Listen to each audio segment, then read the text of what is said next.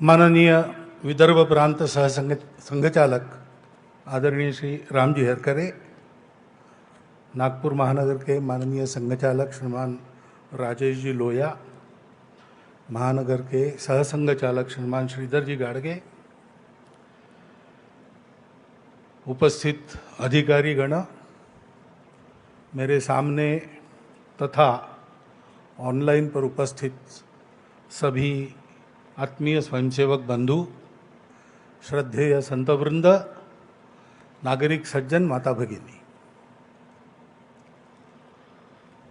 संघ के इतिहास में शायद संघ के प्रारंभ का दिन छोड़ दिया, 1925 की विजयादशमी को छोड़ दिया, तो प्रत्यक्ष इतने कम स्वयंसेवकों की उपस्थिति में पहली बार ये उत्सव हो रहा है। योजना से ऐसा है, क्योंकि उत्सव का तो आनंद है, सर्वदूर है, विजयादशमी अपना विजय पर्व है, सारे समाज में आनंद है, लेकिन कोरोना के कारण बंधन भी है। उत्सव का हर्ष मन में रखते समय ही इस पूरे कोरोना की कालावधि में उस बीमारी के कारण अथवा इस विशिष्ट परिस्थिति में अन्य कारणों से भी जो बंधु विदा हो गए दुनिया से, उनके स्मरण का विषाद भी है। और इसलिए एक विचित्र परिस्थिति है, और उसका कारण हम सब जानते हैं, कोरोना की महामारी उसका कारण है। पिछले मार्च महीने के बाद लॉकडाउन शुरू हुआ, उसके बाद बहुत सारे विषय चर्चा में थे दुनिया के, देश के, लेकिन वो सारे दब गए और उनकी चर्चा का स्थान इस महामारी की चर्चा ने ले लिया। अपने देश में भी घटनाक्रम समाज की और माध्यमों की चर्चा की दृष्टि से या हमारे अपने चिंतन के लिए भी कोई कम रोचक नहीं रहा है। विजयादशमी के पहले ही 370 प्रभावहीन हो गया, संसद में उसकी पूरी प्रक्रिया हुई। बाद में विजयादशमी के बाद 9 नवंबर को सुप्रीम कोर्ट का असंदिग्ध निर्णय राम जन्मभूमि के बारे में आया और एक इतिहास बना। एक मत से निर्णय था, सारे देश ने स्वीकार किया और बहुत सुंदर वातावरण में समझदारी के साथ, संयम के साथ समाज ने उसको स्वीकार किया। हर्षोल्लास का होने के बाद भी संयम के साथ मनाया और बिल्कुल 5 अगस्त में और राम मंदिर निर्माण के आरंभ का जो पूजन हुआ उसमें भी, और हमने उस वातावरण के पवित्रता को, भव्यता को, उल्लास को भी देखा, साथ साथ इस संयम और समझदारी को भी देखा। बाद में फिर नागरिकता अधिनियम संशोधन कानून, वो संसद की पूरी प्रक्रिया के बाद पास हुआ।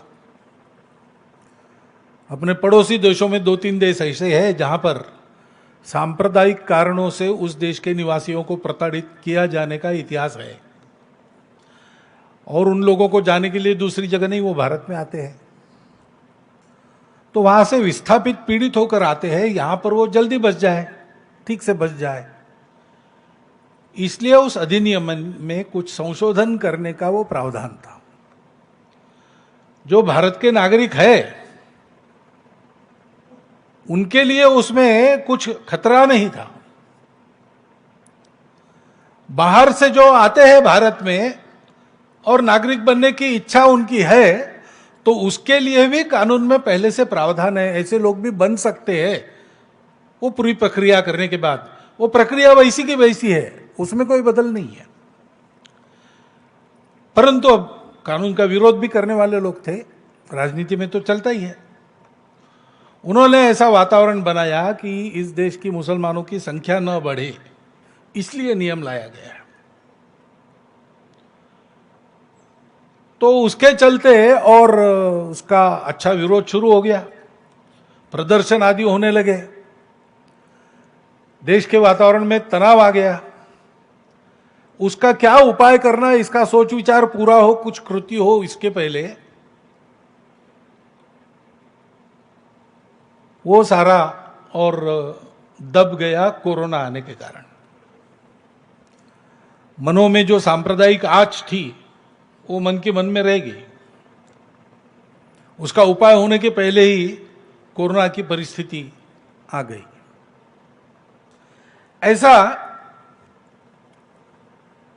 यानी होती इन विषयों की चर्चा जितनी और उस पर प्रतिक्रियाएं उतनी नहीं हुई सर्वसामान्य व्यक्ति के और माध्यमों की चर्चा में भी, और कोरोना ही छाया रहा।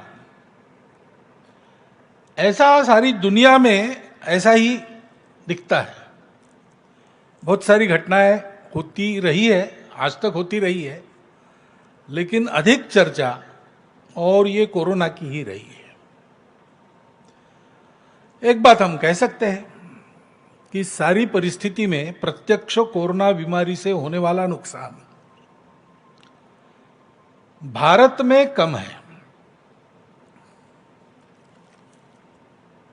इसके कारण है कोरोना की ये जो बीमारी है वो कैसे फैलेगी, क्या फैलेगी, इसका अनुमान पहले ही करके हमारे शासन प्रशासन ने बड़े सावधानी से जनता को सचेत किया। सावधानी के लिए नियम लगाए, सावधानी के लिए उपाय भी बताए, और केवल बताए नहीं, उन उपायों का निर्वहन हो, अमल हो, इसकी बहुत तत्परता से योजना की। माध्यमों की भी सहायता इसमें हुई। उन्होंने जो बढ़ा चढ़ाकर वर्णन किया इस सारे परिस्थिति का, तो जनता में एक जरूरत से ज्यादा भय भी आ गया। लेकिन उसका लाभ भी यह हुआ कि इन सब नियमों का पालन करने में जनता अतिरिक्त सावधान रही। ये सारे देश पर संकट है, सारी दुनिया पर संकट है। इसको ध्यान में लेकर सब लोग इसके प्रतिकार में लग गए। सभी चिकित्सा पद्धतियों के चिकित्सक, शुश्रूषा करने वाले, नर्सिंग वगैरह करने वाले सारे कर्मचारी, सफाई कर्मचारी, सुरक्षा करने वाले कर्मचारी उच्चतम कर्तव्य बोध के साथ रुग्णों की सेवा में जुट गए। रात दिन परिश्रम करते रहे। स्वयं को कोरोना वायरस की बाधा होने का खतरा उठाकर करते रहे।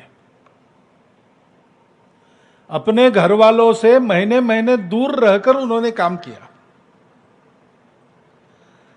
नागरिकों ने भी अपने समाज के बंधुओं की सेवा के लिए जो करना था स्वयं स्फूर्ति के साथ, कोई बहुत बड़ा आह्वान वगैरह किसी को नहीं करना पड़ा। सावधानी के तो आह्वान हुए, उसका पालन भी किया लोगों ने, लेकिन सेवा करने के लिए आह्वान नहीं हुआ। जिनको करना था वो लग गए, और जिनको करना था वो लग गए, यानी लगभग सारा समाज अपनी तो चिंता की ही, लेकिन दूसरों की भी चिंता करने में जुट गया। यानी जो पीड़ित लोग थे उन्होंने अपनी पीड़ा को भूलकर दूसरों की सेवा की। इसके भी कई उदाहरण पहली बार सामने आ गए।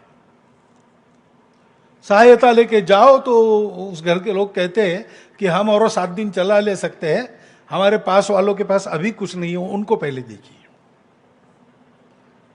पूजनीय बाला साहब के भाषण में एक बार बात आई थी, सार्वजनिक भाषण में, दाई नीड इज ग्रेटर, ऐसी एक कहानी। वो दाई नीड इज ग्रेटर का उदाहरण हमको इस बार स्वतंत्रता के बाद पहली बार देखने को मिला पूरे समाज के आचरण। गड़बड़ियां करने वाले लोग नहीं थे, ऐसा नहीं। लोगों की कठिनाइयों का फायदा उठाने वाले स्वार्थ साधक लोग नहीं थे, ऐसा नहीं। उसके कारण कठिनाई, नुकसान ये भी हुआ, लेकिन बड़ा चित्र तो शासन, प्रशासन, जनता, इनका परस्पर विश्वास, परस्पर सहयोग, स्वयं स्फूर्ति से मन में सेवा भाव लेकर जो बनता है समाज के लिए वो करना। मातृशक्ति भी लग गई, बिना कहे भोजन पकाकर और पहुंचाने लगी, मास्क बनाकर और मुफ्त में बांटने लगी। ऐसे कई उदाहरण मिलते हैं। हम देखते हैं कि स्वतंत्रता के बाद शायद इस प्रकार का अनुभव विशेषकर अपनी नई पीढ़ी ने ये पहली बार लिया होगा।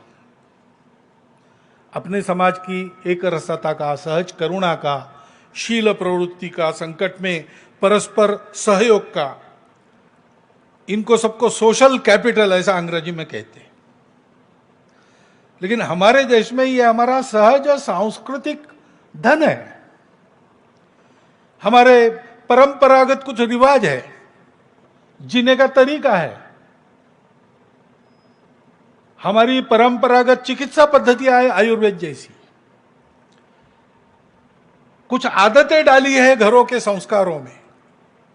हर बार हम बाहर से आते पैर धोकर अंदर जाते, हाथ धोकर किसी वस्तु को हाथ लगाते, ऐसी छोटी छोटी आदतें, ये सारा हमारा सांस्कृतिक संचित जो है उपकारक, वो हमारे परिचय में फिर से एक बार आ गया। हम भूल रहे थे इसको।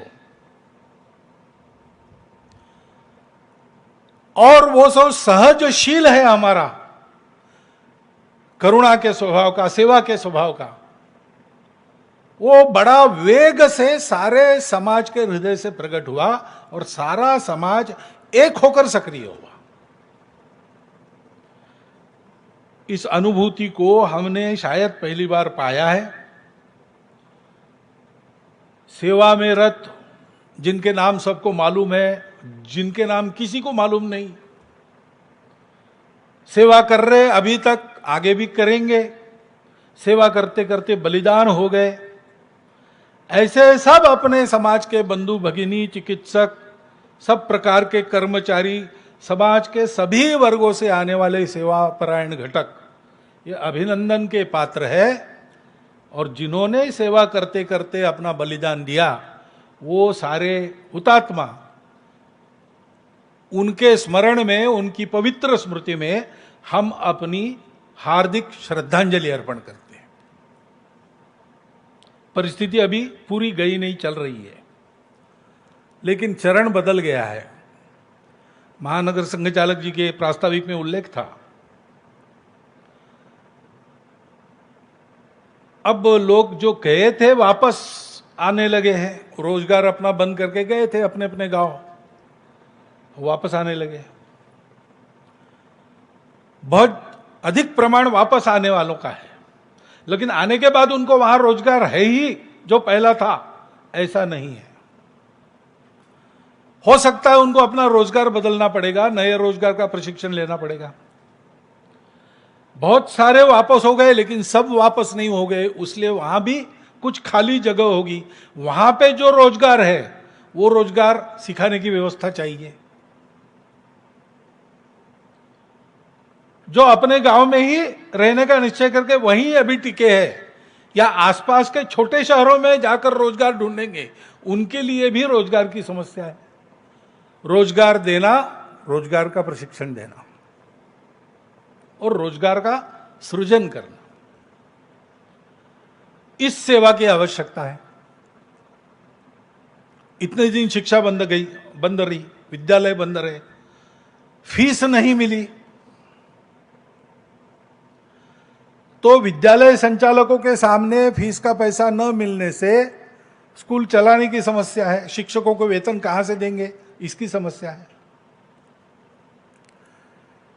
शिक्षकों का वेतन बंद रहा तो अब अभी भी पूरा वेतन देने की सबकी स्थिति नहीं है, तो अब घर कैसे चलाएं, इसकी समस्या उनके सामने है। छात्र पढ़ाई में पिछड़ गए, ये एक बात है, और अब फिर से विद्यालयों में जाने लगेंगे तो जिनके रोजगार गए ऐसे अभिभावकों के पास उनकी फीस भरने के लिए पैसा नहीं है, इसलिए उनके शिक्षा की व्यवस्था करना, शिक्षकों के उदर निर्वाह की व्यवस्था करना, विद्यालयों के निर्वहन की व्यवस्था करना, ये एक सेवा का आयाम ध्यान में आता है। और ये सारी परिस्थिति है, धीरे धीरे इसमें से हम बाहर आने वाले हैं। लेकिन तब तक जो तनाव है, उस तनाव के कारण समाज में, परिवारों में अनेक प्रकार की समस्याएं उत्पन्न होती है, निराशा आती है। उसमें से एक तरफ अपराधों में बढ़ोतरी होने की संभावना रहती है, दूसरी तरफ आत्महत्या की ओर व्यक्ति बढ़ते हैं। ये तीनों विकृतियां न आए, कठिनाई में भी, कष्टों को झेलते हुए भी सामाजिक पारिवारिक जीवन स्वस्थ रहे, इस प्रकार का सलाह परामर्श समुपदेशन उसकी आवश्यकता है। स्वयंसेवक तो ये काम कर रहे हैं और करते रहेंगे जब तक आवश्यकता है, तब तक सेवा उनका स्वभाव है। समाज के सभी अन्य लोगों को भी ये ध्यान में रखना पड़ेगा कि लंबे समय तक सेवा करनी पड़ेगी। इस आवश्यकता को समझकर वो अपने प्रयास जारी रखेंगे, ऐसा विश्वास है। अभी तक कोरोना के लड़ते समय समाज ने जो अपना दम दिखाया, ये एक तरह से दम की लड़ाई है, क्योंकि कोरोना के बारे में बहुत जानकारी नहीं है दुनिया में। रूप बदलने वाला विषाणु है, इसकी घटना बदलती है, बहुत शीघ्र फैलता है, बहुत शीघ्र पकड़ता है, लेकिन हानि का प्रमाण कम है। हानि करने की उसकी क्षमता अन्य विषाणुओं के तुलना में कम है। इतना ही दुनिया में उसकी जानकारी है। इसलिए लंबे समय तक इसके साथ रहना पड़ेगा, इसको जीतना पड़ेगा। तो उस दम को कायम रखते हुए इस दम की लड़ाई में हम कोरोना को पराजित करेंगे, इस संकल्प के साथ वो सेवा जारी रखनी चाहिए। इस वातावरण के आर्थिक सामाजिक परिणामों से अपने बंधुओं का और स्वयं का बचाव करते रहना चाहिए। उसके लिए जो जो आवश्यक है वो सब करना चाहिए। कोरोना से डरने की आवश्यकता नहीं है, लेकिन सावधान रहना, दक्षताएं उनका पालन करना, इसकी आवश्यकता है। अब धीरे धीरे जीवन तो रुक नहीं सकता, बंद तो नहीं रह सकता, तो उसका खुलना प्रारंभ हो गया है। व्यवहार, सामाजिक व्यवहार, आर्थिक व्यवहार, ये सब शुरू हो रहे हैं और शुरू होने पड़ेंगे, रुकिए नहीं रह सकते। लेकिन ऐसा जब शुरू होता है तो कोरोना से बचने के सारे नियम अनुशासन और कोरोना से समाज को बचाने के लिए आवश्यक कर्तव्य, सेवा आदि, इसका निर्वाह हमको सतत करना पड़ेगा। ये दायित्व हम सभी का है।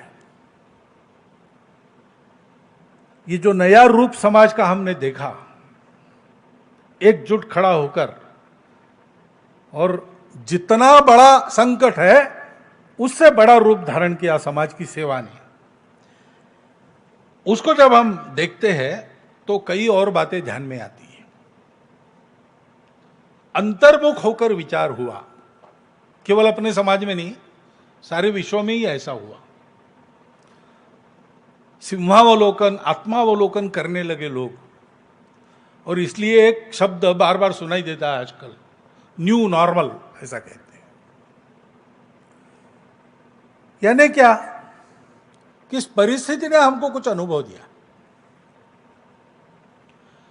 एक तो बात है कि कृत्रिम बातें जो हमारे जीवन में घुस गई थी, वो हमको जबरदस्ती बंद करनी पड़ी, और ये ध्यान में आया है उनके बंद होने से नुकसान कुछ नहीं, फायदा है। अब कल ही एक बात सुनी, एक सज्जन के घर विवाह के लिए जाना है कुछ दिनों के बाद, लेकिन ये परिस्थिति चलेगी ऐसा मानकर उन्होंने और उसकी व्यवस्था की है। तो वर पक्ष वधू पक्ष दोनों की ओर से आने जाने वालों की संख्या कम है। जो आने वाले हैं उनको भी वो एक दिन सबको नहीं बुलाएंगे, वो उनके समूह बनाकर अलग अलग दिन बुलाएंगे ताकि भीड़ न हो। मास्क वगैरह सारी बातों का और व्यवस्था वगैरह सब ठीक रहेगी, देखेंगे। तो ये सब वो बता रहे थे कि आप आएंगे तब ऐसा देखेंगे। और उन्होंने कहा ये सब हुआ तो सारी फिजूल खर्ची हमारी टल गई, और हम दोनों तरफ के, यानी वधू पक्ष और वधू पक्ष, वर पक्ष और वधू पक्ष दोनों को और 3-4 लाख रुपए खर्चे की बचत हो गई।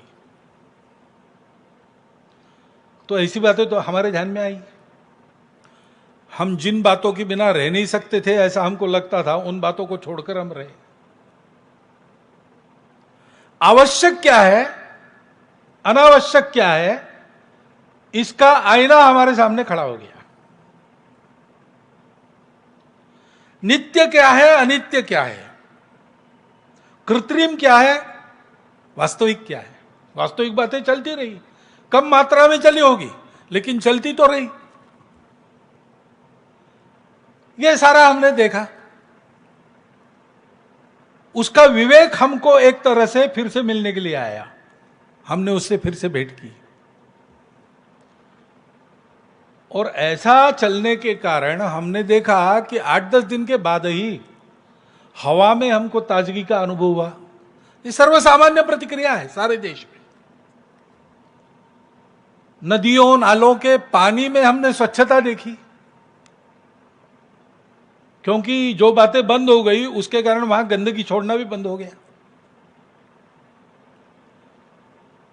हमने अनेक प्रकार के पक्षी अनेक वर्षों के पश्चात फिर से खिड़की के बाहर हरियाली पर बगीचे में देखे। ये आनंद हमको मिला। अनावश्यक हमने छोड़ दिया, और जो आवश्यक हमने इन बातों के चलते दूर किया था, इसको भयवश क्यों न हो, मजबूरीवश क्यों न हो, अपनाया, तो उसका आनंद हमको मिला। सारे विश्व में ये अनुभव है। अपने जो सांस्कृतिक रीति रिवाज है उसका महत्व फिर से ध्यान में आ गया, स्वच्छता का महत्व ध्यान में आ गया। पुराने अपने और उपचार पद्धति में जो दवाइयां बताई है, हमारे आंगन के पेड़ पौधों का क्या उपयोग है, ये हमारे ध्यान में आ गया। और इसलिए अभी विचार शुरू हो गया है कि ये जो पुराना उपयोगी हमने गलती से छोड़ दिया था, अभी फिर से मिल गया है। देश काल सुसंगत रूप में उसका आचरण फिर से कैसा करे, उन बातों का महत्व, उन बातों की शाश्वतता हमारे ध्यान में आई है। हमारे सांस्कृतिक मूल्यों पर वापस आकर आचरण करना कितना उपयोगी है, यह हमारे ध्यान में आ गया है।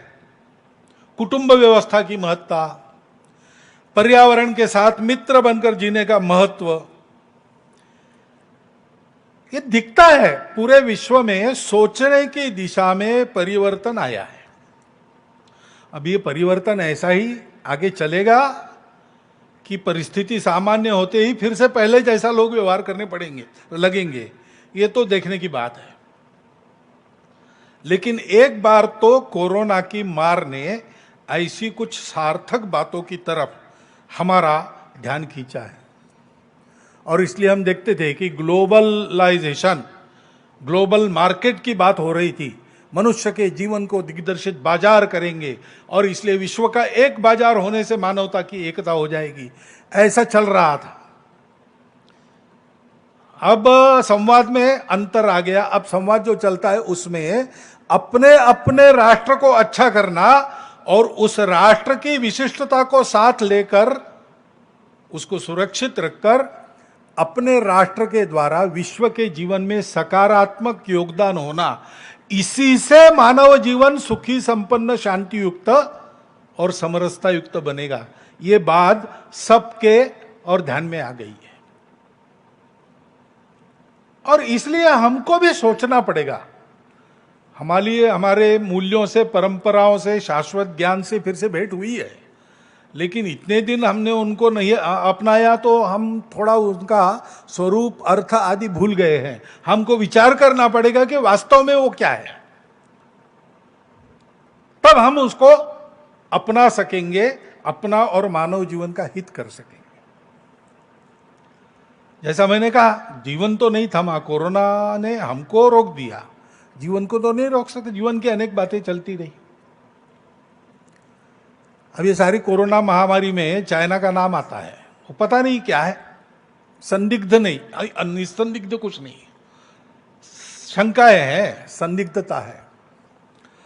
लेकिन चीन ने इस कालावधि में अपने और सामरिक बल के गर्व में, अभिमान में हमारी सीमाओं का जो अतिक्रमण किया और जिस प्रकार व्यवहार किया और कर रहा है, केवल हमारे साथ नहीं, सारी दुनिया के साथ, वो तो सारी दुनिया के सामने स्पष्ट है। इसके पहले भी आया है, उसका स्वभाव विस्तारवादी है, सब लोग जानते हैं। लेकिन इस बार जैसे एक साथ उसने ताइवान के साथ, वियतनाम के साथ, अमेरिका के साथ, जापान के साथ, भारत के साथ साथ ही एक साथ झगड़ा मोल लिया।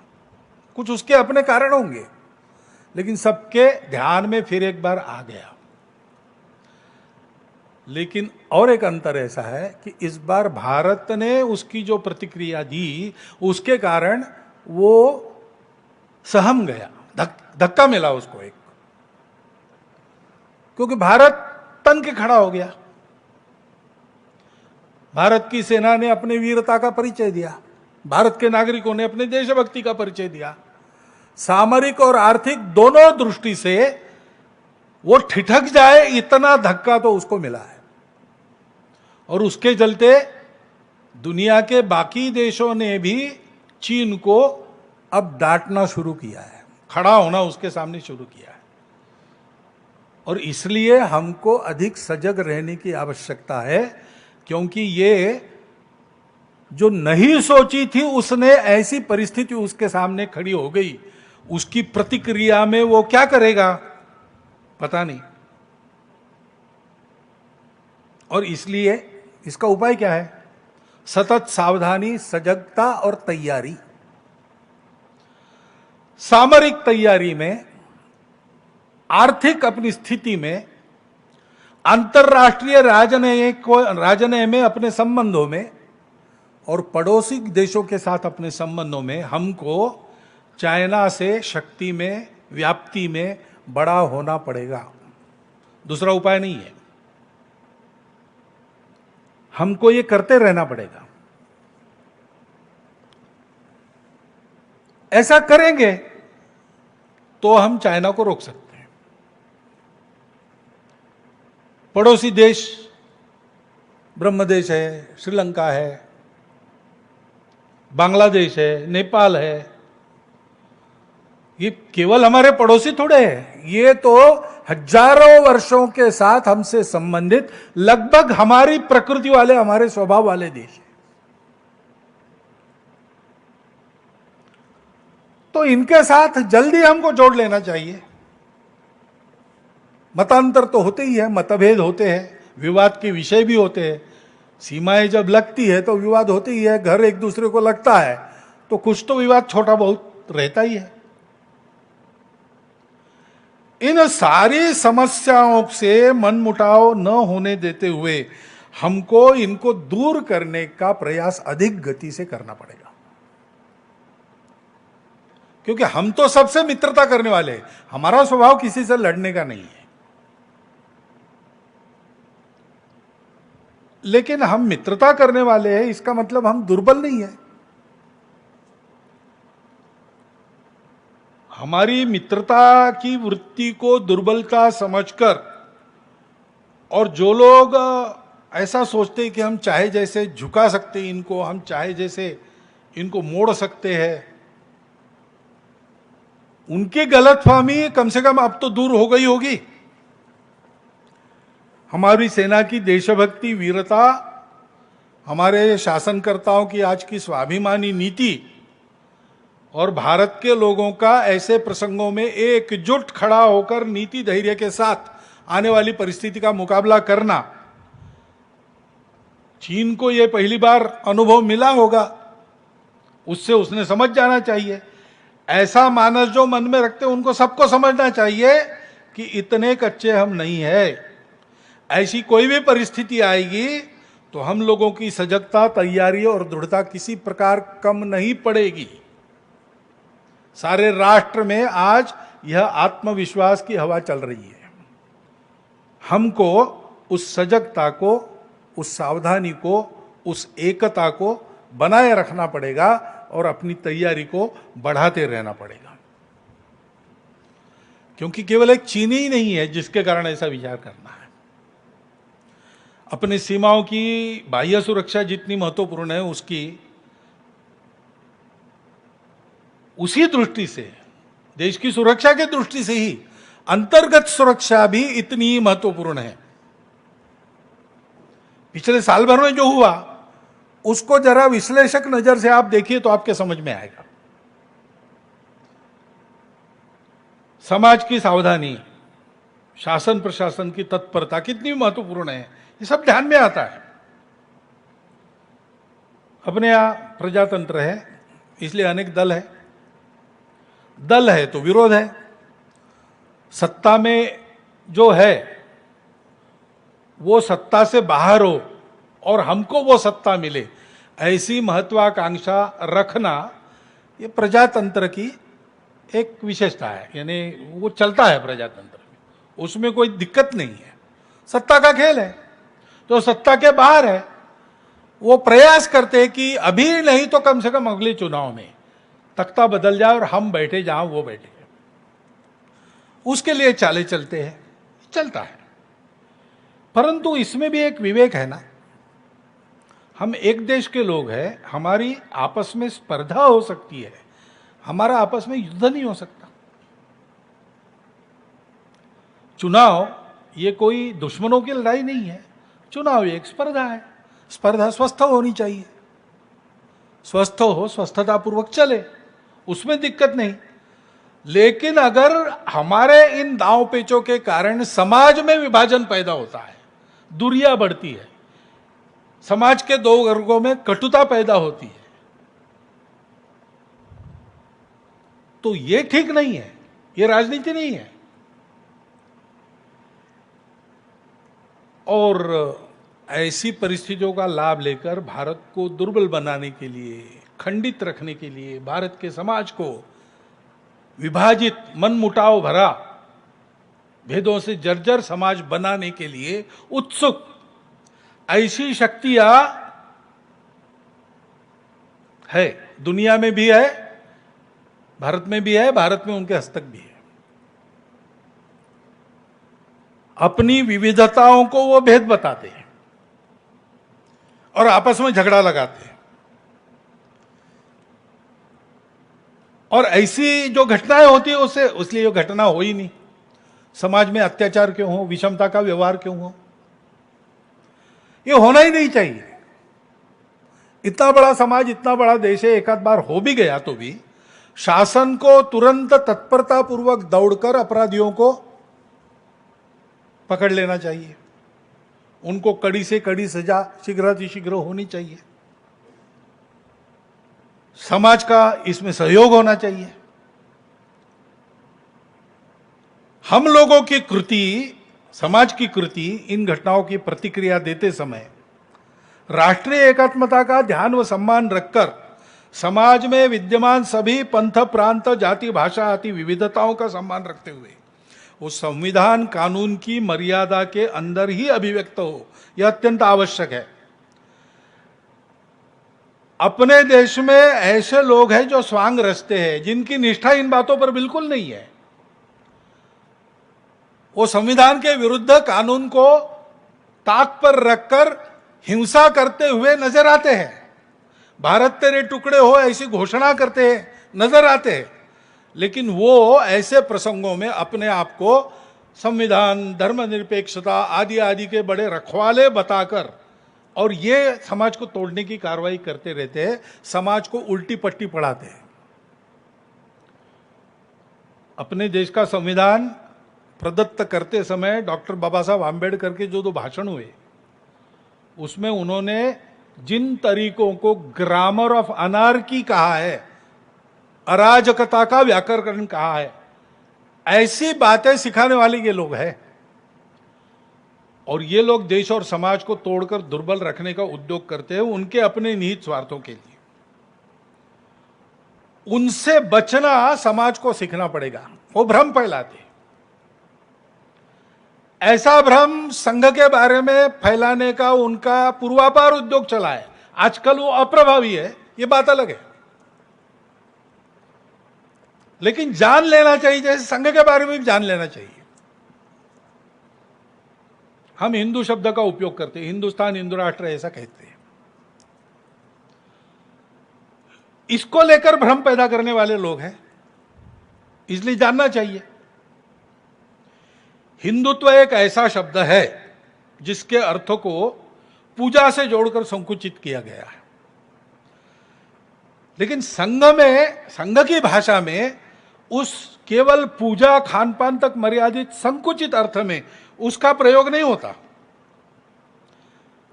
वास्तविकता में और हमारी मान्यता में वह शब्द अपने देश की पहचान को अध्यात्म आधारित उसकी परंपरा के सनातन सातत्य तथा समस्त मूल्य संपदा के साथ अभिव्यक्ति देने वाला एकमात्र शब्द है। इसलिए संघ मानता है कि यह जो शब्द है हिंदू, भारतवर्ष को अपना मानने वाले, उसके संस्कृति के वैश्विक और सार्वकालिक मूल्यों को आचरण में उतारना चाहने वाले तथा यशस्वी रूप में ऐसा करके दिखाने वाली उसकी पूर्वज परंपरा का गौरव मन में रखने वाले सभी 130 करोड़ समाज के बंधुओं को लागू होता है। हम ऐसा मानते हैं। उस शब्द के विस्मरण से हमको एकात्मता के सूत्र में पिरोकर देश व समाज से बांधने वाला बंधन ढीला होता है। हिंदू भाव को जब जब भूले आई विपद महान, भाई टूटे धरती खोई मिटे धर्म संस्थान। ये इतिहास है अपने देश का। और इसलिए हम देखते हैं कि जो इस समाज को तोड़ना चाहते हैं वो इस शब्द के टीका टिप्पणी से ही शुरू करते हैं। हम हिंदू नहीं है इस बात को पहले फैलाते हैं। हमारी जो छोटी पहचाने हैं, हमारा देश विविधता से युक्त देश है, तो अनेक जाति पंथ प्रांत भाषा हमारी ही है। एक ही हमारे बड़ी पहचान की अभिव्यक्ति के रूप में ये सारे आए हैं। पहले से यहां पर थे, कुछ बाहर से आ गए, वो भी इसका हिस्सा बन गए। ये सारी हमारी छोटी पहचाने, हमारी विविधता है। हिंदू विचार में ऐसी सब विश्व भर की विविधताओं का स्वीकार और सम्मान है, पूर्ण स्वीकार है, पूर्ण सम्मान है। परंतु इन विविधताओं को वो लोग बताते कि आप लोग केवल विविध प्रकार के लोग नहीं हो, आप लोग अलग अलग प्रकार के लोग हो। डाइवर्सिटी को वो सेपरेटनेस बताते हैं, क्योंकि बीइंग डिफरेंट का अधिकार उनके पास नहीं है। हम बीइंग डिफरेंट को मानने वाले लोग हैं, लेकिन वो डिफरेंस को सेपरेटनेस बताते हैं। हाथ की उंगलियां अलग होती है, एक उंगली दूसरी जैसी नहीं होती, हाथ पैर जैसा नहीं होता, चेहरा पीठ जैसा नहीं होता, लेकिन एक ही शरीर का अंग है। इस अलग अलग रूप को वो लोग अलगाव का मूल बनाते हैं, उल्टी पट्टी पढ़ाकर, और समाज में झगड़ा उत्पन्न करते हैं। वास्तविक में हम देखते हैं कि हिंदू ये किसी पंथ संप्रदाय का नाम नहीं है, किसी एक प्रांत का उपजाया अपना शब्द नहीं है, किसी एक जाति की बपौती नहीं है, किसी एक भाषा का पुरस्कार करने वाला शब्द नहीं है। यह इन सब विशिष्ट पहचानों को कायम स्वीकृत व सम्मानित रखते हुए भारत भक्ति के तथा मनुष्यता की संस्कृति के विशाल प्रांगण में सबको बसाने वाला, सबको जोड़ने वाला शब्द है। इस शब्द पर किसी को आपत्ति हो सकती है। आशय अगर समान है मन में, तो दूसरे शब्द का उपयोग करने पर हमको कोई आपत्ति नहीं। परंतु इस देश के एकात्मता के व सुरक्षा के हित में इस हिंदू शब्द को आग्रह पूर्वक अपनाकर उसके स्थानीय से लेकर तो वैश्विक तक, हिंदू शब्द अपना स्थानीय शब्द भी है, वो हम सबको, भारत के लोगों को लागू होता है, लेकिन हिंदू शब्द ऐसा है जिसमें विश्व मानवता का भी अंतर्भाव हो सकता है। और इसलिए इन सब अर्थों को मन में, कल्पना में रखकर संघ चलता है। और इसलिए जब हम कहते हैं कि हिंदुस्तान हिंदू राष्ट्र है, तो इसके पीछे हमारी कोई राजनीतिक संकल्पना नहीं है, सत्ता केंद्रित संकल्पना नहीं है कि केवल हिंदू जो अपने आप को कहता है या दुनिया जिसको हिंदू मानती है उसी का रहेगा, बाकी सब बाहर, ऐसा नहीं है। अपने राष्ट्र का स्व हिंदुत्व है, हम हिंदू है यानी क्या है? यह एकमात्र बात है, सारे विश्व की विविधताओं का पूर्ण स्वीकार और सम्मान, समस्त राष्ट्र जीवन के सामाजिक सांस्कृतिक, इसके लिए उसके समस्त क्रियाकलापों को दिग्दर्शित करने वाले मूल्यों का व उनकी व्यक्तिगत, पारिवारिक, व्यावसायिक और सामाजिक जीवन में अभिव्यक्ति का नाम हिंदू इस शब्द से निर्देशित होता है। मातृवत परदारेषु परद्रव्येषु लोष्टवत आत्मवत सर्वभूतेषु यह पश्यति स पंडिता। ये कहाँ की मान्यता है? ये भारत की मान्यता है। भारत के सब पंथ संप्रदायों की, भारत के सब जाति वर्गों की, भारत के सब भारतीय भाषा भाषिकों की यही मान्यता है। और भारत के बाहर के संप्रदाय भाषा को लेकर यहां रहने वाले लोगों में भी, क्योंकि वो भारतीय पूर्वजों के वंशज है, ये बात उतरी है, उनको पहचानना चाहिए। क्योंकि ये कुछ छोड़ना नहीं पड़ता आपको हम हिंदू कहते हैं तो आपको कुछ नहीं छोड़ना पड़ता, आप अपने आप को हिंदू कहते हैं तो आपको कुछ नहीं छोड़ना पड़ता। केवल हमारी भाषा, हमारा पंथ संप्रदाय, हमारा प्रांत, इसी का वर्चस्व रहे देश में, बाकी सब गौण हो जाए, ऐसी जो महत्वाकांक्षाएं हैं वो छोड़नी पड़ती है। मन से हम दूसरों से अलग है, हमको अलग रहना है, ये अलगाववाद छोड़ना पड़ता है। मन से हम ही सही बाकी सब गलत, ये कट्टरपन छोड़ना पड़ता है। उस कट्टरपन के चलते आई हुई मतांतरण जैसी गतिविधियों को छोड़ना पड़ता है। और इन बातों की, इन विविधताओं को अलगाव बनाकर हम लोगों को भड़काने का सतत उद्योग करने वाले लोगों से हमको बच के रहना पड़ता है, द्वेष सिखाने वालों से बच के रहना पड़ता है। भारत की विविधता में मूल में स्थित शाश्वत एकता को तोड़ने का घृणित प्रकार ऐसे ही करने वाली मंडली है, मैंने बताया। वो ऐसे झूठे सपने दिखाते हैं, अलगाव खड़ा करते हैं और घुस जाते हैं और सहायक करके आते और मालिक बनकर बैठ जाते, लीडरशिप करने लगते। भारत तेरी टुकड़े टुकड़े गैंग जिसको कहा जाता है आजकल, ऐसे लोग दिखते हैं ना। एक अजीब बात भारत में चली है कुछ वर्षों से, राजनीतिक स्वार्थ, कट्टरपन व अलगाव की भावना, भारत के प्रति शत्रुता व जागतिक वर्चस्व की महत्वाकांक्षा, इनका एक अजीब सम्मिश्रण भारत की राष्ट्रीय एकात्मता के विरुद्ध काम कर रहा है। उसको पहचानना चाहिए, धैर्य से रहना है, इनके भड़काने वालों की बातों में आना नहीं है। संविधान व कानून का पालन करते हुए अहिंसक तरीके से वो जोड़ने के ही एकमात्र उद्देश्य से हम सबको कार्यरत रहना पड़ेगा। एक दूसरे के स्वार्थों का समन्वय करते हुए जो बनते हैं, एक होते हैं, वो स्वार्थ अलग होते ही टूट जाते हैं। ये हमारा स्वार्थ का नाता नहीं है, ये हमारा जोड़ने के लिए नाता है, आत्मीयता का नाता है, समरसता का नाता है। इसको पहचान के रहना पड़ता है। और इसलिए एक दूसरे के प्रति व्यवहार में हम लोग संयमित, नियम कानून तथा नागरिक अनुशासन के दायरे में सद्भावनापूर्ण व्यवहार करते हैं तो परस्पर विश्वास का वातावरण बनता है।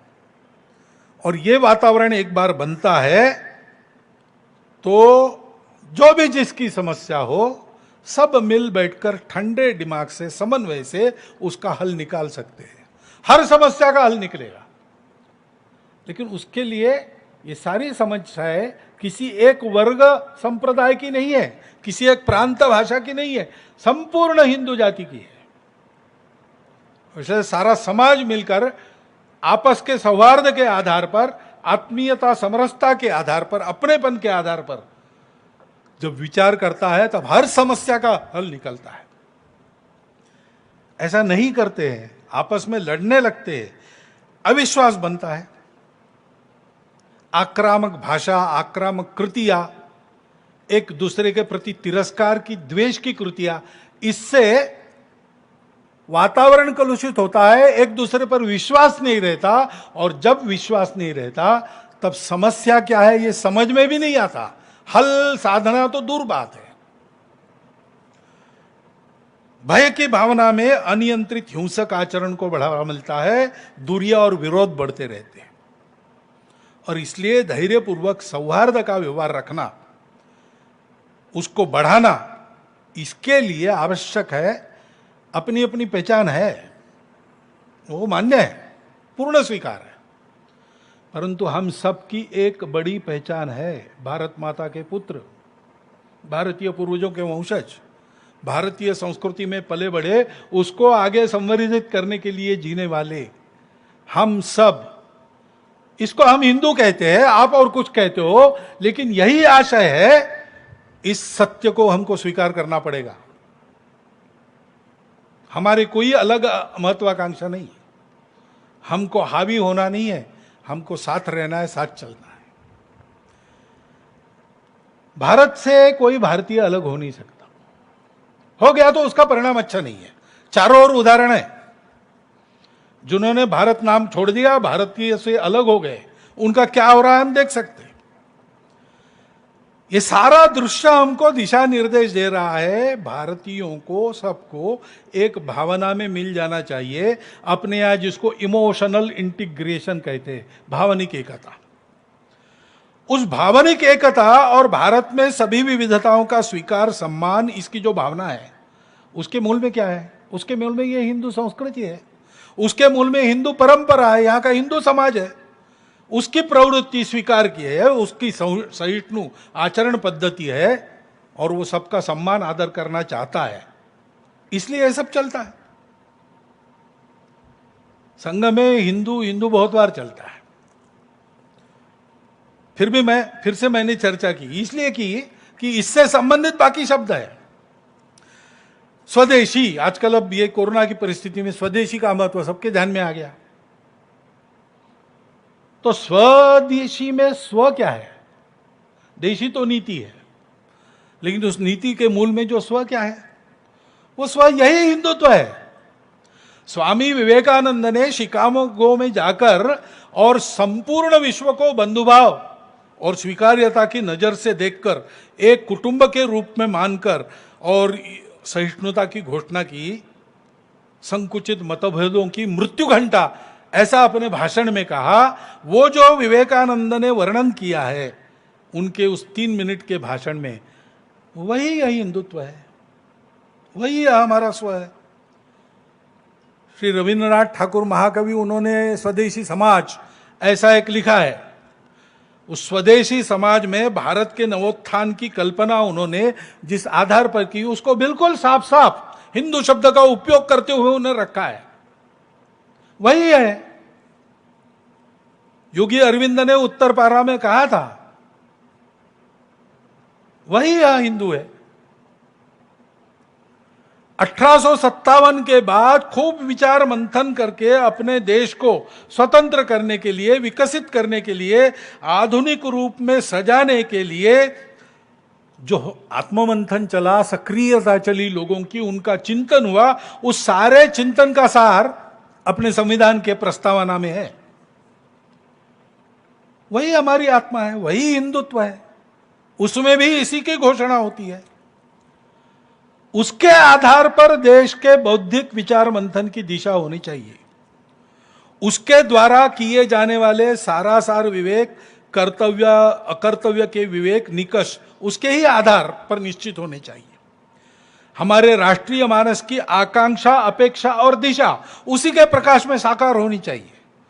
हमारे पुरुषार्थ के भौतिक जगत में किए जाने वाले उद्यम, उसके गंतव्य, हमको क्या चाहिए और उसके प्रत्यक्ष परिणाम उसी आत्मा के अनुरूप होने चाहिए। तब और तभी भारत को स्वदेशी युक्त स्वनिर्भर कहा जाएगा। उत्पादन का स्थान भारत में हो, ठीक है, उत्पादन में लगने वाले हाथ भारत के हो, यह भी ठीक है, उत्पादन के विनिमय से मिलने वाले आर्थिक लाभ भारत में ही रहने चाहिए। परंतु इससे केवल नहीं होता, उत्पादन करने के पीछे जो विचार है, ये सारा पुरुषार्थ करने के पीछे जो विचार है, वो स्व आधारित होना चाहिए। विनोबा जी ने इसीलिए कहा कि स्वदेशी यानी क्या? स्वावलंबन तो हम सब समझते हैं, उसका उन्होंने उपयोग किया, स्वदेशी यानी स्वावलंबन, लेकिन दूसरा शब्द उपयोग किया अहिंसा। ये कहां से आ गया भाई?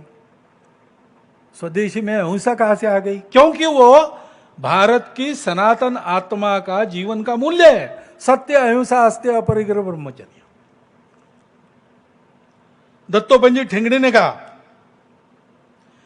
कि स्वदेशी केवल सामान और सेवा तक सीमित नहीं है, उसका अर्थ राष्ट्रीय आत्मनिर्भरता हम समझ सकते हैं, राष्ट्रीय संप्रभुता ये भी हम समझते हैं, लेकिन आगे उन्होंने बात कही बराबरी के आधार पर अंतरराष्ट्रीय सहयोग की स्थिति। अंतरराष्ट्रीय व्यापार में लेन देन को उन्होंने ना नहीं कहा है। हम ऐसे बने इसलिए बराबरी से बात करके अपनी शर्तों के आधार पर हम कंपनियों को बुलाते हैं, हमारे लिए अपरिचित कोई टेक्निक है वो लाने के लिए हम कुछ सहूलियत देते हैं, उसकी मनाही नहीं है। लेकिन भारत की दूसरी विशेषता है, वो सहचिंतन में विशेष विश्वास करता है। तो ये निर्णय सारे सहमति बनकर होने चाहिए। स्व का अवलंबन तो अभिप्रेत है, हमारी दृष्टि के आधार पर हम अपने गंतव्य को और गंतव्य तक जाने के रास्ते को निर्देशित करते हैं। उसी दौड़ में शामिल होकर जिसमें दुनिया भाग रही है उसमें हम जीत जाते हैं तो पराक्रम तो निश्चित है, लेकिन उसमें स्व नहीं है। यानी इतनी सारी चीनी मिलें अपनी चलती है तो बहुत सारा अल्कोहल बना के हम शराब के नंबर 1 एक्सपोर्टर बन गए तो एक्सपोर्ट का लाभ तो हमको मिलेगा और नंबर 1 तो हम हो जाएंगे। लेकिन शराब बनाना अपने मूल्य पद्धति में बैठता है क्या? शराबबंदी का कानून वापस लेने की कुछ बातें हो रही है ऐसा मैंने सुना, पता नहीं भारत का आदमी क्या विचार करेगा। शुक्राचार्य की कथा है,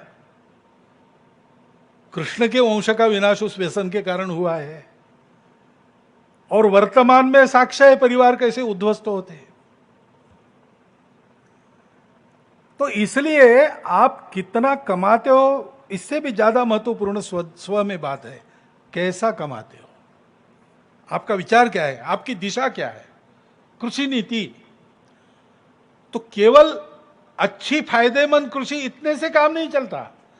हमारी जो कृषि की कल्पना है, हम सबसे पुराने कृषि करने वाले देश हैं, तो कृषि हमारा धर्म है। हमारा किसान स्वतंत्र रहता है अपने बीज बनाने के लिए, वो कृषि करता है, अपनी कृषि करता है, उसके मामले में वो आत्मनिर्भर रहता है, उसको किसी के पास जाना नहीं पड़ता, कर्जा नहीं लेना पड़ता। सोसाइटी के कर्जे में डूबकर आत्महत्या करने की बारी उसकी आती नहीं, क्योंकि अपना बीज वो घर में बना सकता है। खाद, कीटकनाशक, दवाइयां वगैरह सब उसके घर में वो बना सकता है, अपने को जितनी चाहिए, और आवश्यकता है तो दूसरों को दे भी सकता है। ऐसी नीति चाहिए। अपने माल का भंडारण वो कर सकता है, अपने माल का संस्करण, वैल्यू एडिशन वगैरह वो कर सकता है। ऐसी व्यवस्था करने वाली नीति स्वदेशी होगी। हमारी इतनी पुरानी कृषि है तो उसमें काल सुसंगत अनुभव सिद्ध ज्ञान हमारे पास है। 8000 केवल चावल की प्रजातियां अपने पास थी, बहुत से चोर के ले गए, चुरा के पश्चिम के लोग, अभी शायद 3,500-4 हजार बची है। लेकिन ये प्रजातियां हमारे किसान ने कहाँ तैयार की? हमारे पास प्रयोगशाला और शास्त्रज्ञ नहीं थे, हमारा किसान ही शास्त्रज्ञ था, उसका खेत ही प्रयोगशाला थी, इतना उसको प्रबुद्ध बनाया था हमने। उस ज्ञान के आधार पर हमारे पास जो पुराना है, जो आज उपयोगी है, जैविक खेती, ये हमारी परंपरा है, उसकी आज सारी दुनिया को आस है। हमारे किसान को फिर से हमने बुला दिया, उसको स्वतंत्रता के बाद योजना पूर्वक हमको फिर से सिखाना चाहिए। आधुनिक ज्ञान विज्ञान की अच्छी तकनीकी जो काल सुसंगत है, हमारे देश काल परिस्थिति में जो उपयोगी है, विश्व के लिए भी और हमारे लिए भी। ऐसी तकनीकी भी उनको सिखानी चाहिए। कारपोरेट जगत बहुत चंगुल चलता है, उसके लिए वैज्ञानिक प्रयोग भी करवाता है और उसके निरीक्षण को अपने पक्ष में प्रस्तुत करता है। वास्तव में वैसा नहीं होता। इन सारे चंगुलों के, मध्यस्थों के, दलालों के चंगुल से बचकर वो अपनी खेती कर सके, अपना उत्पादन कर सके और अपने उत्पादन को ठीक से बेच सके जहां अच्छा भाव मिलता है वहां। ऐसी जब नीति होती है तो वो स्वदेशी कृषि नीति है। आज एकदम आज की परिस्थिति में लागू हो सकता है? नहीं हो सकता है, लेकिन कल लागू कर सके इस तरफ ले जाने वाली नीति, वो स्वदेशी कृषि नीति कहलाएगी। ऐसी नीति होनी चाहिए।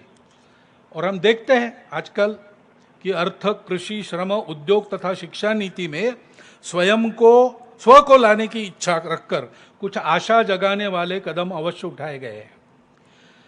व्यापक संवाद के आधार पर एक नई शिक्षा नीति घोषित हुई। संपूर्ण शिक्षा जगत ने उसका स्वागत किया, हम भी उसका स्वागत करते हैं। वोकल फॉर लोकल की घोषणा है, हम उसका स्वागत करते हैं, क्योंकि स्वदेशी की संभावना से भरा हुआ एक अत्यंत अर्थपूर्ण उत्तम प्रारंभ है। लेकिन इसका क्रियान्वयन पूरा करना पड़ेगा और तब तक बहुत बारीकी से ध्यान रखना पड़ेगा। करने वाले सब लोग अगर स्वदेशी से सुपरिचित है तो वो ठीक हो सकेगा। इसलिए स्व का या आत्म तत्व का विचार हमको इस व्यापक परिप्रेक्ष्य में सबको आत्मसात करना पड़ेगा, तब ये बातें आगे ठीक चलेगी। हमारे भारतीय विचार में जैसा मैंने कहा, सहमति को महत्व है, संघर्ष से प्रगति हम नहीं मानते। हाँ, संघर्ष का स्थान है, अन्याय निवारण का अंतिम उपाय हमने संघर्ष को माना है, वो तब मान्यता देते हैं। लेकिन विकास और प्रगति हमारे यहां समन्वय के आधार पर सोची गई है। इसलिए हमारे यहां किसान स्वतंत्र है, अपनी खेती खुद करता है, उसकी स्थिति ऐसी है कि उसको किसी की जरूरत नहीं। लेकिन वो जो खेती करता है वो दुनिया को खिलाने के लिए करता है, अपने लाभ के लिए नहीं करता। खेती करता है तो एक जमाना ऐसा था, खेती सबसे अच्छी, लेकिन सबसे अच्छी खेती जब थी तब किसान वो सबसे अच्छी है, अधिक फायदा देने वाली इसलिए नहीं करता था, वो सबको खिलाने के लिए। खेती करना हमारा धर्म है इसलिए करता था, समाज की धारणा करने के लिए करता था, क्योंकि ये मन की आत्मीयता सबके प्रति, आत्मीयता की भावना के आधार पर एक ही राष्ट्र पुरुष के अंग के रूप में परस्पर निर्भरता से चलने वाली व्यवस्था बनाकर वो चलता था। सभी का लाभ, सभी का सुख ये साधता था। ये जो आत्मीयता और विश्वास की भावना है वो नीति बनाते समय जैसे शिक्षा नीति में हुआ, सभी संबंधित पक्षों और व्यक्तियों से व्यापक विचार विनिमय होकर परस्पर सकारात्मक मंथन, उससे सहमति बनती है, उससे निकलती है। सबके साथ संवाद, उसमें से सहमत, उसका परिणाम सहयोग, इस प्रक्रिया के कारण विश्वास, अपने आत्मीय जनों में, समाज में यश, श्रेय आदि प्राप्त करने की यही प्रक्रिया बताई है ना। समानो मंत्र समिति समानी समानम मनः सह चित्तमेषाम समानम मंत्रम अभिमंत्रये वह समानेन वो हविषा जुहोमि। हम लोगों का सौभाग्य है कि आज के राजनीतिक नेतृत्व के से हम इन अपेक्षाओं को कर सकते हैं। समाज और शासन के बीच एक और स्तर है प्रशासन का, वो पर्याप्त संवेदनशील और पारदर्शी होना चाहिए, तब यह कार्य अधिक अच्छी तरह संपन्न होगा। क्योंकि सहमति के आधार पर किए गए निर्णय बिना परिवर्तन के तत्परतापूर्वक जब लागू होते हैं तब वह समन्वय और सहमति का वातावरण और मजबूत होता है। घोषित नीतियों का क्रियान्वयन आखिरी स्तर तक हो रहा है कि नहीं, कैसे हो रहा है, ये देखने की आवश्यकता हमेशा रहती है। उसके बारे में सजगता और नियंत्रण सदा आवश्यक रहता है।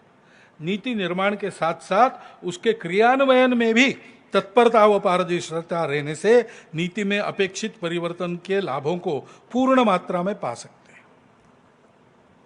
सभी विचारवान लोगों का ध्यान अपने देश की आर्थिक दृष्टि में कृषि उत्पादन को विकेंद्रित करने वाले छोटे और मध्यम उद्योग, रोजगार सृजन, स्वरोजगार, पर्यावरण मित्रता तथा उत्पादन के सभी क्षेत्रों में शीघ्र स्वनिर्भर होने की आवश्यकता की तरफ आकर्षित हुआ है। इन क्षेत्रों में कार्यरत हमारे छोटे बड़े उद्यमी, किसान आदि सभी इस दिशा में आगे बढ़कर देश के लिए सफलता पाने के लिए उत्सुक है। उनकी इच्छा है हम कुछ अच्छा करें जिससे देश बड़ा हो। लेकिन बड़े देशों की प्रचंड आर्थिक ताकत के आगे वो थोड़े दुर्बल है। उस स्पर्धा में शासन को उनको सुरक्षा कवच देना पड़ेगा। कोरोना की परिस्थिति के चलते 6 महीनों के अंतराल के बाद फिर खड़ा होने के लिए सहायता देने के साथ ही वह पहुंच रही है, यह भी सुनिश्चित करना पड़ेगा। हमारे स्व की दृष्टि के आधार पर हम आगे बढ़ेंगे, ये सारी बातें करेंगे तो ये सारे हमारे जो स्वप्न है परम वैभव संपन्न विश्वगुरु भारत के, वो सत्य में उतरेंगे, अवश्य उतरेंगे। लेकिन ये ध्यान रखना पड़ेगा, नहीं तो उनमें फिर अधूरापन रहेगा। लेकिन अब ये शासन नीति वगैरह इसकी चर्चा ठीक है, परंतु मुख्य दायित्व, मूलभूत दायित्व, गुरुतर दायित्व समाज का होता है। ये जो स्व का महत्व हमारे ध्यान में आया है, राष्ट्रीयता का, सांस्कृतिक मूल्यों की महत्ता का, पर्यावरण का विचार, उसके प्रति कृति की तत्परता, ये ढीली नहीं पड़नी चाहिए। कोरोना चला जाएगा हम भूल जाएंगे, ऐसा नहीं होना चाहिए। ये तब संभव होगा जब संपूर्ण समाज निरंतर अभ्यास इसका करेगा और ये अपने स्वभाव में लाएगा। उसके लिए क्या करना, इसका विचार करना चाहिए। अभी गीत में आपने सुना, छोटी छोटी कृतियों से बड़ी बातें। हम अपने छोटे छोटे आचरण की बातों में परिवर्तन लाने का क्रम बनाते हैं। नित्य इन सब विषयों के प्रबोधन के उपक्रम चलाकर हम अपने आदत के इस परिवर्तन को कायम रखकर आगे बढ़ा सकते हैं। प्रत्येक परिवार, कुटुंब इसकी इकाई बन सकता है। हमको अब कुटुंब प्रबोधन पर सबको ध्यान, अपने कुटुंब के प्रबोधन पर ध्यान देना चाहिए, और जिनको बनता है वो और कुटुंबों को भी इसमें शामिल करें। लेकिन अपने कुटुंब से प्रारंभ करना, जैसा मैंने पहले भी कहा था एक बार कि एक दिन आनंद के साथ घर में आकर श्रद्धा के अनुसार भजन और इच्छा के अनुसार भोजन आनंद से करना, सब ने एकत्र आकर, जितने भी वहां परिवार के लोग रहते हैं, और उसके बाद बैठकर 2-3 घंटा गपशप करना, चर्चा करना। उस चर्चा में से जो फलित निकलता है, कुछ करने की बातें निकलती है, उनको अगले हफ्ते तक लागू करना। अगले हफ्ते में और चर्चा और संकल्प। ऐसा आगे बढ़ते हैं तो ये बातें लागू होती, क्योंकि बातें तो हैं पुराने समय से चलती आ रही, कुछ बातें तो प्रयोग से हमको ध्यान में आई, उपकारक है, लेकिन सभी बातें ऐसी होंगी ऐसा नहीं। और बिना परीक्षा के कुछ भी स्वीकार नहीं करना। कोई बात नहीं है इसलिए भी अच्छी नहीं है, और पुरानी है इसलिए भी अच्छी नहीं है।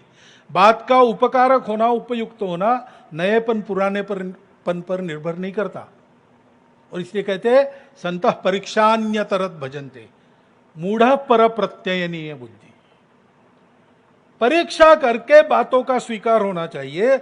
अगर परीक्षा करनी है तो परिवार में उसकी अनौपचारिक चर्चा होनी आवश्यक है, क्योंकि चर्चा से ही बातें सब पहलुओं के ध्यान में आती है। निर्णय देंगे तो हो सकता है गलती हो जाए, लेकिन सब लोग मिलकर पूरी उसकी छानबीन करते हैं, सब दृष्टियों से देखते हैं, और उसके बाद अगर स्वीकार करते हैं तो गलत होने की संभावना बिल्कुल नहीं रहती। और नई पीढ़ी को चर्चा करके अगर आप बताएंगे तो मन से स्वीकार करेंगे, आदेश देंगे तो जब तक मजबूरी है तब तक करती रहेगी। और इसलिए जैसे हम संघ के स्वयंसेवकों को कहते हैं कि कुटुंब बैठक करो, अभी शाखाएं शुरू हो रही है, लेकिन कुटुंब बैठक छोड़ो मत, अपने कुटुंब में संघ की चर्चा करते रहो, ताकि नई पीढ़ी संघ की भी परीक्षा करके उसको स्वीकार करेगी, तो मन से स्वीकार करेगी।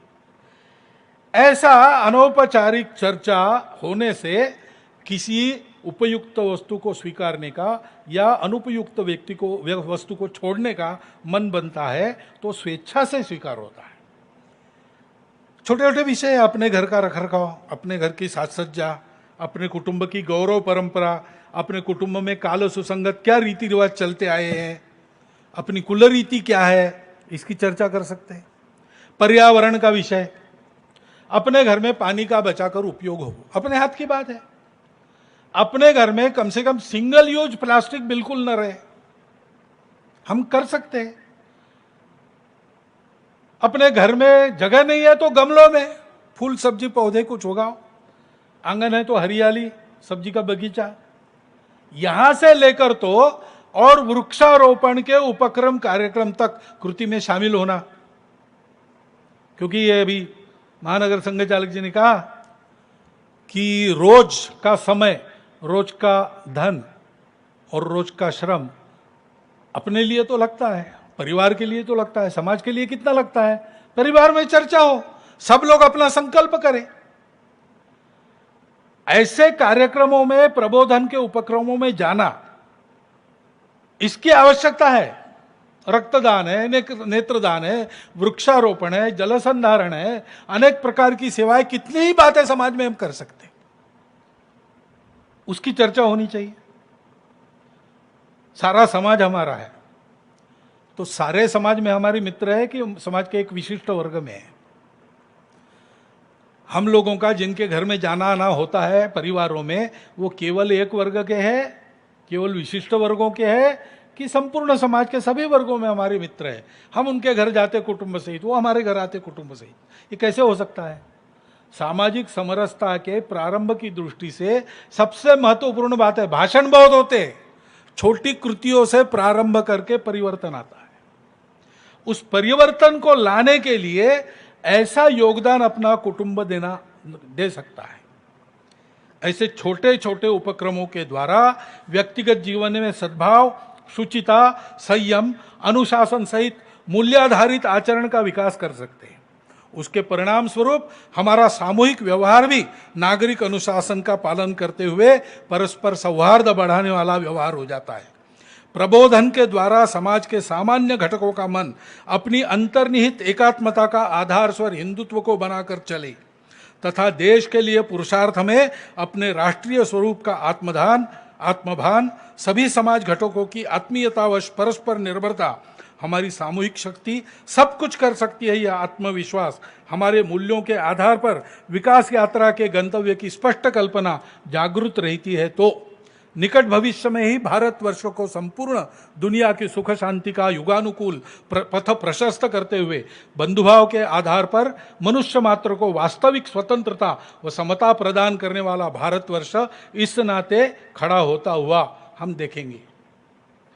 ऐसे व्यक्ति व कुटुंबों के आचरण से संपूर्ण देश में बंधुता, पुरुषार्थ तथा न्याय नीति पूर्ण व्यवहार का वातावरण चतुर्दिक खड़ा करना पड़ेगा। यह प्रत्यक्ष में लाने वाला कार्यकर्ताओं का देशव्यापी समूह खड़ा करने के लिए ही 1925 से राष्ट्रीय स्वयंसेवक संघ कार्य कर रहा है, क्योंकि इस प्रकार की संगठित स्थिति ही समाज की सहज, स्वाभाविक व स्वस्थ अवस्था है। शतकों के आक्रमणग्रस्तता के अंधकार से मुक्त हुए अपने इस स्वतंत्र राष्ट्र के नवोदय की पूर्व शर्त यह समाज की संगठित अवस्था है। इसी को खड़ा करने के लिए हमारे महापुरुषों ने प्रयत्न किए। स्वतंत्रता के पश्चात इस गंतव्य को ध्यान में लेकर ही उसको युगानुकूल भाषा में परिभाषित कर उसके व्यवहार के नियम बताने वाला संविधान हमें मिला है। उसको यशस्वी करने के लिए पूरे समाज में यह स्पष्ट दृष्टि, परस्पर समरसता, एकात्मता की भावना तथा देश हित को सर्वोपरि मानकर किया जाने वाला व्यवहार इस संघ कार्य से ही खड़ा होता है। इस पवित्र कार्य में प्रामाणिकता से, निस्वार्थ बुद्धि से व तन मन धन पूर्वक देश भर में लक्षावधि स्वयंसेवक इस अभियान के इसका काम कर रहे। आपको भी, सभी नागरिक सज्जन माता भगिनियों को विनंती, आपको भी उनके सहयोगी कार्यकर्ता बनाकर देश के नवोत्थान के इस अभियान के रथ में हाथ लगाने का आह्वान करता हुआ मैं अपने शब्दों को विराम देता हूं। प्रश्न बहुत से, उत्तर एक, कदम मिलाकर बढ़े अनेक, वैभव के उत्तुंग शिखर पर सभी दिशा से चढ़े अनेक। भारत माता की जय।